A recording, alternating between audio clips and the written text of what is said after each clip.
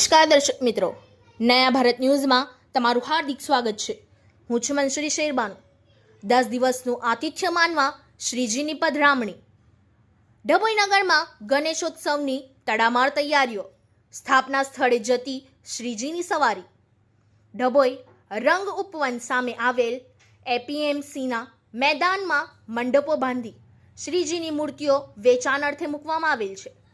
છેલ્લા એક દિવસથી તો શ્રીજીની સ્થાપના સ્થળે લઈ જવા માટેની આયોજકો દ્વારા ધાર્મિક ભજનો સાથે તૈયારીઓનો પ્રારંભ થઈ ગયો હતો, જ્યારે મંડપ ડેકોરેશન સાથે સાઉન્ડ સિસ્ટમ પણ યુવક મંડળો દ્વારા બુક કરાવી પોતાના સ્થાપના સ્થળે ગોઠવી દેવાની તૈયારીઓમાં લાગી ગયેલા જોવા મળે છે। ડભોઈ પંથકમાં મેઘરાજાએ સમયાંતરે વરસવાનું ચાલુ રાખતા શ્રીજી મહોત્સવના આયોજકોમાં ચિંતાનું મોજું ફરી વળ્યું હતું। એમ છતાં આયોજકો દ્વારા શનિવારની તારીખ 7-9થી ડભોઈ પંથકમાં 10 દિવસ માટે દુધાળા દેવ આતિથ્યમાન છે।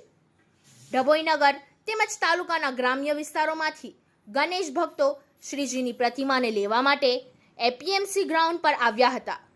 ડભોઈના યુવક મંડળો દ્વારા ગણેશજીની પ્રતિમાને લાવી ગાજતે વાજતે રાધા કોમ્પ્લેક્સ પાસેથી જતા જોવા મળતા હતા। ડભોઈ દર્ભાવતી નગરી તરીકે પ્રસિદ્ધ છે અને ધાર્મિક તેમજ સામાજિક તહેવારો ઉજવવામાં હંમેશાથી આગળ રહે છે। રાજમાર્ગો પર શ્રીજીની સવારીઓ પસાર થતા તે નિહાળી નગરજનોએ ધન્યતા અનુભવી હતી। Bureau report Lalabhai Bhatiyara.